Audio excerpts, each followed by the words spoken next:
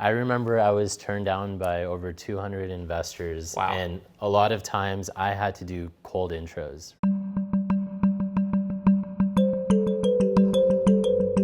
Hey, nice to meet you. Shanil. Doug, nice to meet you. So how old were you when you started your first company? I was 22. How about yourself? 24. 24, nice. Yeah. I'm Doug Hanna. I started my first company here in Austin. That company was called Help.com. Now I'm 29 and I'm COO of a company called Grafana Labs. I'm Shanil. I'm 30 years old and I co-founded a company called Roomify. My co-founder and I have been running the business for 6 years now. So the question I have on this index card here is raising money harder when you're a young entrepreneur?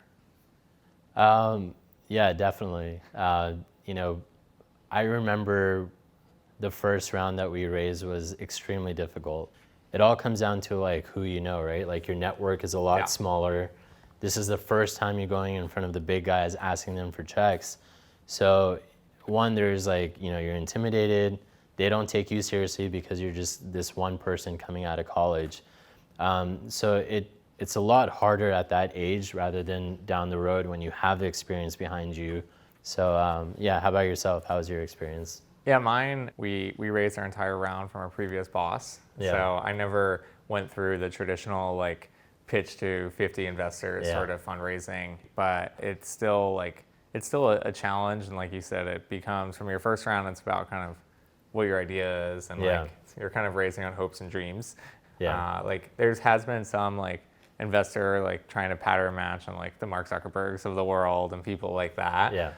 But overall, I feel like it's much easier if you've been working for 10 years and you've been an executive or a co-founder of another company or something like that. Yeah. Curious.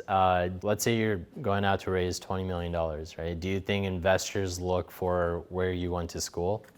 Yeah, I don't think it hurts to be a like recent computer science grad from Stanford or an MIT engineering grad or something like that. Yeah. It certainly doesn't hurt. Yeah. I don't know. Like, what do you think? I think it just depends on what type of startup or industry, right? So like for me, we were in consumer tech and retail.